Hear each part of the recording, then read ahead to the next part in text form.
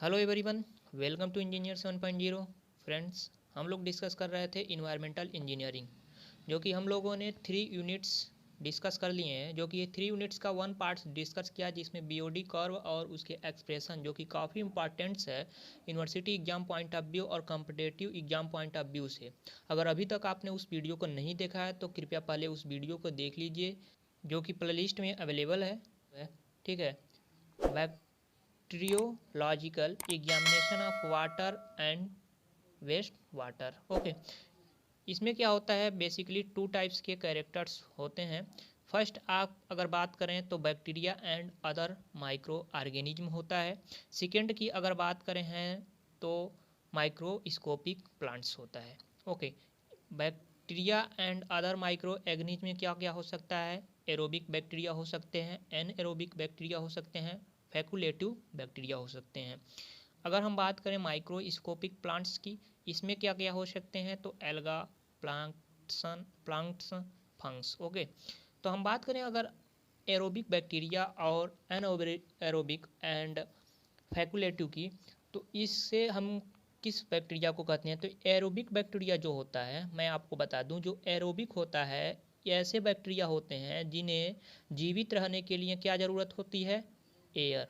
Okay, air के presence में जो है कि लाइफ यानी कि जीवित रह सकते हैं। जो एनएरोबिक बैक्टीरिया होते हैं, ये जो होते हैं एयर के अब्सेंट में, यानी कि इन्हें जीवित रहने के लिए एनएरोबिक बैक्टीरिया को, ओके, एनएरोबिक बैक्टीरिया को जीवित रहने के लिए वायु की आवश्यकता यानी कि एयर की आवश्यकता जरूरी नहीं होती है। ए अब्सेंट में भी जीवित रह सकते हैं। और इनका एग्जाम्पल क्या होता है? ऐसे बैक्टीरिया कहाँ पाए जाते हैं? तो ये पाए जाते हैं सेप्टिक टैंक में। जैसा कि आप टॉयलेट का जो सेप्टिक टैंक होता है उसमें एयर जो है कि प्रेजेंस नहीं होता है, वहाँ पर एयर अब्सेंस होता है, और ऐसे केस में जो है कि एनएरोबिक बैक्टीरिया होते हैं। अगर बात करें हम फैकुलेटिव बैक्टीरिया की, तो फैकुलेटिव बैक्टीरिया जो होता है ये दोनों में जीवित रह सकते हैं। वायु के उपस्थिति और वायु के अनुपस्थिति में भी फैकुलेटिव बैक्टीरिया जीवित रह सकते हैं। काफ़ी इंपॉर्टेंट टर्म है, आप इसे याद रखेंगे। ओके, तो नेक्स्ट हम बात करते हैं जो इम्पोर्टेंस है इम्पोर्टेंट पॉइंट ऑफ व्यू से। ओके, तो सबसे पहले हम बात करेंगे आपका व्हाट इज एम्पियन। ओके, एम्पियन क्या होता है ये पूछ सकता है आपका 2 नंबर में। काफ़ी इंपॉर्टेंस है एग्जाम पॉइंट ऑफ व्यू से और competitive exam point of view से। ओके, तो एम्पियन क्या होता है? सबसे पहले एम्पियन इज स्टैंड फॉर क्या होता है? Most probable number. Okay, most probable number ये रिप्रेजेंट क्या करता है? ये जो है कि बैक्टीरिया के नंबर्स को जो है कि रिप्रेजेंट करता है। ओके, जिसे आप इकोली या बिकोली भी कह सकते हैं। इकोली, ओके, और बिकोली के नाम से भी जानते हैं, आगे हम डिस्कस करने वाले हैं। तो मोस्ट प्रोबेबल नंबर के बारे में सबसे पहले हम डिस्कस कर लेते हैं। Most probable number analysis is a statical method based on the random dispersion of microorganism per volume in a given sample. जो एक सैंपल होता है उसमें माइक्रो ऑर्गेनिज्म के जो कि पर वॉल्यूम में जो डिटरमाइन करते हैं जो कि एम्पियन। ओके, जैसा कि हमने बताया।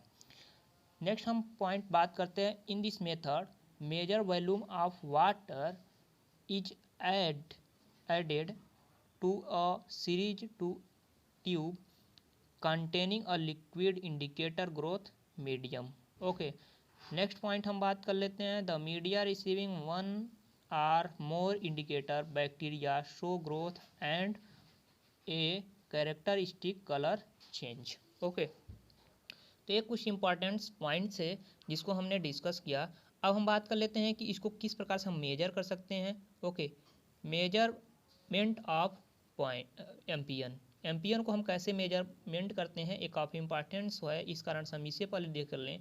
तो जो मेजरमेंट करते हैं 2 स्टेप में किया जाता है। फर्स्ट स्टेप क्या है? Presumptive test. Okay, second step की बात करें तो होता है कन्फर्म टेस्ट। ओके, तो प्री सम्पटिव टेस्ट में क्या होता है आपका? It is use, okay, it is use for detection and estimation of coliform in water sample. जो कि कोलिफॉर्म होता है सैंपल में, कोलिफॉर्म को जो है कि करते हैं। Okay, for estimation of coliform lactose containing broth medium is used. Okay, broth medium का यूज करते हैं इसे जो है कि एस्टिमेशन में।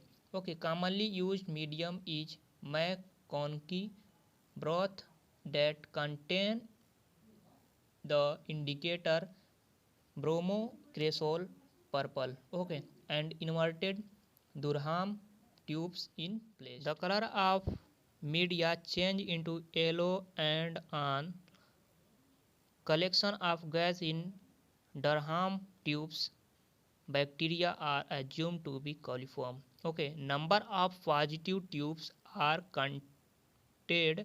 counted and referred to the standard chart to find ambient of total 100 ml water sample. Okay, जो number of positive tubes होते हैं उसी को हम काउंट करते हैं और दर्शाते कैसे, refer to the standard chart to find MPN of total 100 ml water sample. Okay, 100 ml water sample में टोटल जो है कि उसको रिप्रेजेंट करते हैं एक जो एम्पियर चार्ट के माध्यम से है। आपका confirm test is done to determine that the coliform are of faecal origin are not and they are equally are not. Okay, presence of typical colonies at 37 degree confirmed positive coliform test and those at 44.5 degree Celsius confirms the presence of E. coli.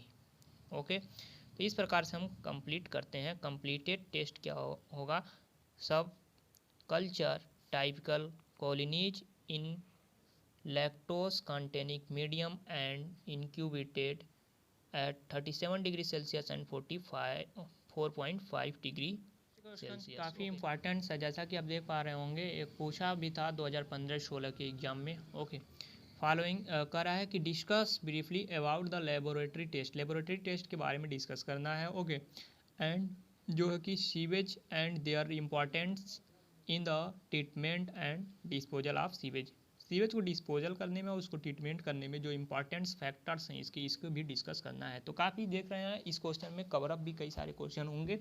Okay, क्योंकि briefly इसको discuss करना है laboratory test में, तो laboratory test में जो है कि ब्रीफली कई सारे टेस्ट इसमें इंक्लूड होंगे। तो सबसे पहले हम बात करेंगे लेबोरेटरी टेस्ट में फिजिकली, यानी कि जब लेबोरेटरी टेस्ट करेंगे तो उसमें फिजिकल हो सकता है, कुछ केमिकल टेस्ट हो सकते हैं, कुछ बैक्टीरियल टेस्ट हो सकते हैं, बायो ऑर्गेनिज्म। ओके, जैसा कि हम थर्ड चैप्टर में डिस्कस कर रहे हैं। तो सबसे पहले हम बात करते हैं जो है कि आपका फिजिकल टेस्ट के बारे में। ओके, फिजिकल टेस्ट जैसा कि हम कई सारे टेस्ट डिस्कस किए थे वीडियो 1 में, जो पार्ट जो यूनिट 3 का फर्स्ट वीडियो है उसमें हमने डिस्कस किया है फिजिकल टेस्ट के बारे में। तो following are the various physical test होते हैं, जैसे कि टेम्परेचर आपका हो गया। टेम्परेचर क्या होनी चाहिए, it is measured by the ordinary thermometer, जो ऑर्डिनरी थर्मोमीटर होता है उसी के माध्यम से हम टेम्परेचर जो है कि मेजर कर सकते हैं। तो नेक्स्ट पॉइंट आपका है कलर। ओके, फिजिकल में कलर भी टेस्ट हमने बताया था। Colour can be measure, colour को कैसे मेजर करते हैं, again various standard or scale. Okay, कई प्रकार के कलर मेजर के स्केल होते हैं, उसके माध्यम से जो है कि सच है, जैसे कि आप कर सकते हैं कि हेजेन स्केल होता है, प्लेटेनिक जो है कि क्लोराइड को कि प्लेटिनम जो कि प्लेटिनम कोबाल्ट स्केल होता है एक, उसके बाद बर्गेस जो कि स्केल होता है, कोबाल्ट स्केल जैसा कि हमने बताया, और आपका प्लेटिनिक क्लोराइड टेस्ट जो कि हमने यहाँ पर देखा, प्लेटिनिक क्लोराइड टेस्ट और प्लेटिनम जो कि स्केल यानी कि कोबाल्ट स्केल भी यूज किया जाता है कलर के टेस्ट में। ओके, टर्बिडिटी क्या है, it is measured by turbidimeter. Okay, odour क्या है, ओडोर को मेजर करते हैं हम बाय, आपका यहाँ पर देख पा रहे होंगे, sense of smells. Okay, smells के माध्यम द्वारा जो है कि हम ओडोर को मेजर कर सकते हैं।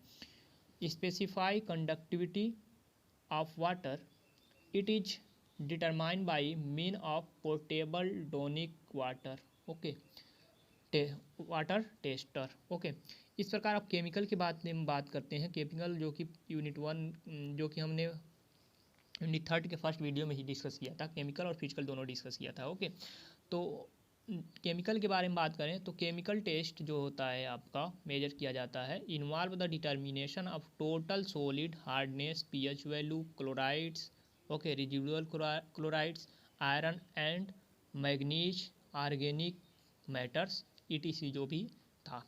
ओके, अब बात करते हैं बायोलॉजिकल की। तो बायोलॉजिकल का तो ये वीडियो है ही, तो बायोलॉजिकल में कुछ डिस्कस कर लेते हैं बायोलॉजिकल टेस्ट में क्या करते हैं हम। ओके, तो बायोलॉजिकल में क्या है, जैसा कि आप यहाँ पर देख पा रहे होंगे बायोलॉजिकल टेस्ट के बारे में। इन बायोलॉजिकल टेस्ट जो है कि बैक्टीरियोलॉजिकल एनालिसिस, जो कि बैक्टीरिया का एनालिसिस किया जाता है इसमें। ओके, ये दो प्रकार से किया जा सकता है। Following two test are done. Okay, दो टेस्ट किया जाता है इसके लिए। तो फर्स्ट क्या, कौन सा टेस्ट किया जाता है? फर्स्ट जो है आपका total count of bacteria. Okay, second जो है आपका यहाँ पर कह रहा है बैक्टीरिया क्वाइल, यानी कि क्वाइल टेस्ट, यानी कि बिकोली टेस्ट या इकोली टेस्ट। ओके, फर्स्ट हम बात करते हैं in this test total number of bacteria present in a millilitre of water is counted. एक मिलीलीटर यानी कि टोटल जो वाटर है उसमें कितने बैक्टीरिया प्रेजेंस है, इसको जो है कि टोटल कैलकुलेट करते हैं। बैक्टीरिया कोली या टेस्ट में या बिकोली या इकोली टेस्ट में हम कह सकते हैं, जैसा कि आप यहाँ पर देख पा रहे हैं सेकेंड वाला test. Okay, these are two test, ये दो प्रकार के बिकोली टेस्ट हो सकते हैं। ओके, फर्स्ट स्टेज इसमें जो है कि दो स्टेज में होते हैं। ओके, तो प्रिजम्पटिव टेस्ट, उसके बाद से सेकेंड जो होता है कन्फर्मेटिव टेस्ट होता है। कौन से? बैक्टीरिया या बिकोली टेस्ट में। ओके, तो इसमें क्या है, तो सबसे पहले हम जानते हैं इम्पॉर्टेंस इसमें क्या है। इम्पॉर्टेंस की बात कर लेते हैं। Importance following are the importance, जैसा कि आप यहाँ पर देख पा रहे होंगे, following are the importance laboratory test जो है to determine the state of decomposition sewage, first है। सेकेंड पॉइंट है आपका to determine presence of toxic और other similar substances which may cause difficulties at the treatment plants or may kill the aquatic life of the stream in which sewage is disposed of. Okay, and third step क्या है, the load which the treatment plant have to bear and the requirement efficiency. Okay, the maximum load put on discharging river or stream, whether they shall be able to attain the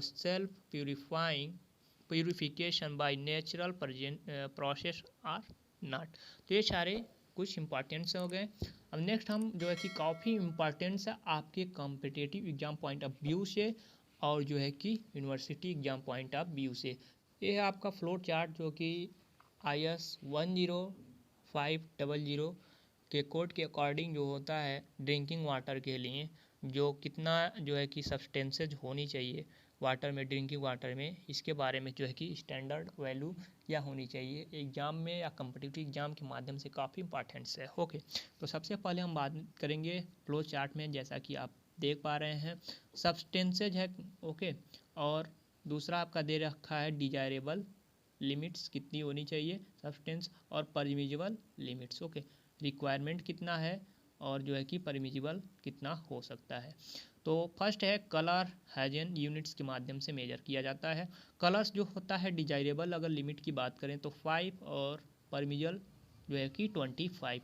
इसी प्रकार ऑडावर की बात करें तो अनऑब्जेक्शनेबल होना चाहिए, यानी कि अस्वीकृतनेबल नहीं होनी चाहिए, ऐसा हो जो स्वीकार किया जा सके, ऐसा होनी चाहिए। ओके, टेस्ट क्या होनी चाहिए, एग्रीएबल होनी चाहिए। इसी प्रकार टर्बिडिटी NTU स्केल पर 5 जो है कि आपका रिक्वायरमेंट्स है, और परमिजल की बात करें तो 10 NTU होनी चाहिए टर्बिडिटी। ओके, नेक्स्ट बात करें पीएच वैल्यू की। पीएच वैल्यू की हमने बताया था आपको कि जो पेय वाटर होता है यानी कि जो ड्रिंकिंग वाटर होता है 6.5 टू 8.5 जो है कि पीएच वैल्यू होनी चाहिए फॉर ड्रिंकिंग वाटर, और इसमें जो है कि परमिजल कोई लिमिट नहीं होता है। इसी प्रकार total hardness as a calcium carbonate के रूप में जो है कि 300 जो है कि मिलीग्राम पर लीटर में आपका दे रखा है होनी चाहिए, और जो परमिजिबल लिमिट है 600 मिलीग्राम पर लीटर होनी चाहिए। आयरन की बात करें तो आयरन 0.3 जो कि आपका रिक्वायरमेंट्स है, और परमिजुअल जो है 1.0 होनी चाहिए। ये क्या है, मिलीग्राम पर लीटर में सारे हैं। ओके, नेक्स्ट है क्लोराइड्स की बात करें तो क्लोराइड भी आपका जो होनी चाहिए ड्रिंकिंग वाटर में वो 250 होनी चाहिए, जैसा कि आप यहाँ देख पा रहे हैं। और जो परमिजिबल है 1000 है। ये काफ़ी इंपॉर्टेंट है, NHPC के एग्ज़ाम में पूछा था। काफ़ी बच्चे यही जानते हैं, यही सारे याद करते हैं, क्योंकि ये रिक्वायरमेंट्स है। ओके, 250 है, और बहुत बार जो है कि 250 के लिए जो है कि रिक्वायरमेंट्स जो क्लोराइड्स के लिए होता है ड्रिंकिंग वाटर में, एग्जाम में कम्पिटेटिव एग्जाम में अक्सर पूछ सकता है। लेकिन NHPC के एग्जाम में क्या था कि ये वाला पूछ लिया था परमिजुअल के लिए, और ए ऑप्शन जो है सबसे पहले दे रखा था, इस ऑप्शन को सबसे लास्ट में डी ऑप्शन पर दिया था। ऐसे में काफ़ी बच्चों का जो है कि गलत हुआ था। तो इसमें आपको ध्यान देना है, जो परमिजुअल लिमिट होता है क्लोराइड्स की 1000 होती है, जबकि रिक्वायरमेंट जो होता है डिजायरेबल जो होता है 250 होता है। नेक्स्ट बात करते हैं हम आपसे रेजिडुअल फ्री, यानी कि जो रेजिडुअल क्लोरीन होता है वो कितना होनी चाहिए, 0.2 होनी चाहिए। ओके, 0.2 मिलीग्राम पर लीटर जो कि होनी चाहिए, इसमें परमिजुअल कोई नहीं है। ओके, नेक्स्ट बात करते हैं फ्लोराइड्स। फ्लोराइड 1 होनी चाहिए, 1 से 1.5, यानी कि डिजॉल्व सॉलिड्स की बात करें तो 500 से 2000 जो कि परमिजुअल है। मैग्नीशियम की बात करें तो मैग्नीशियम जो होता है 30 होनी चाहिए डिजॉल्व के लिए। ओके, डिजॉल्व के लिए 30 होनी चाहिए, और जो मैक्सिमम यानी कि परमिजुअल होनी चाहिए 100 होनी चाहिए। कैल्शियम की बात करें तो कैल्शियम 75 होता है, 75 से 200 जो कि ये आप ध्यान दीजिएगा, ये परमिजुअल है। क्या है, परमिजुअल, परमिजुअल, और ये रिक्वायरमेंट्स है यानी कि डिजॉल्व के है, ठीक है, और ये परमिजुअल वैल्यू है। ओके, तो जो 200 होनी चाहिए। नेक्स्ट बात करते हैं आपसे हम, वो है आपका कॉपर। कॉपर के बारे में 0.05 से जो परमिजुअल होनी चाहिए 1 पॉइंट हो सकता है। जो डिजॉल्व होनी चाहिए यानी कि जो रिक्वायरमेंट्स है आपका सल्फेट के लिए 200 और परमिजुअल 400। नाइट्रेट्स की बात करें तो 45, और जो जो है आपका परमिजुअल 100। उसी प्रकार फिनोलिक एसिड एक काफ़ी इंपॉर्टेंट है, सारे पूछ सकता है, हो सकता है कि आपके कंपटीशन में ऐसे पूछ सकता है, ऐसे ही पूछता भी है कि कॉपर की मात्रा कितनी होती है, परमिजुअल लिमिट कितना होनी चाहिए ड्रिंकिंग वाटर में। ओके, तो इस प्रकार से जो है आपका एग्जाम में पूछता है। नेक्स्ट हम बात कर लेते हैं आपके नाइट्रेट्स। ओके, नाइट्रेट्स 45 से 100। फिनोलिक एसिड की बात करें 0.001 से 0.002। मरकरी की बात करें तो 0.001 से नो रिलेक्शन, बाकी जितने हैं ये जो है कि परमिजुअल इसमें नहीं होता है। नेक्स्ट आप यहाँ बात कर लेते हैं इसी प्रकार मरकरी और कैडमियम, सिलीनियम, लेड। आप देख पा रहे हैं मरकरी का कितना है 0.001, कैडमियम का कितना है 0.01, आर्सेनिक 0.01, लेड 0.05। ये वैल्यू आपको याद रखने हैं, काफ़ी इंपॉर्टेंट्स है। तो इस प्रकार जो है कि फ्रेंड्स जो यूनिट 3 के क्वेश्चन थे, यूनिट 3 के जो इम्पॉर्टेंट्स क्वेश्चन थे हमने 2 वीडियो में कवर अप किया, और ये है सेकेंड वीडियो, जो कि फर्स्ट वीडियो हम ऑलरेडी डिस्कस कर चुके हैं, जिसमें BOD से रिलेटेड न्यूमेरिकल प्रॉब्लम्स है। आप उस वीडियो को ज़रूर देखें, क्योंकि वो वीडियो आपके एग्जाम पॉइंट ऑफ व्यू से काफ़ी इम्पॉर्टेंट है। वो फ्रेंड्स आज के वीडियो में बस इतना ही। अब मिलते हैं यूनिट 4 जो हम डिस्कस करेंगे अगले वीडियो में। तो मिलते हैं अगले वीडियो में, तब तक के लिए थैंक यू वेरी मच।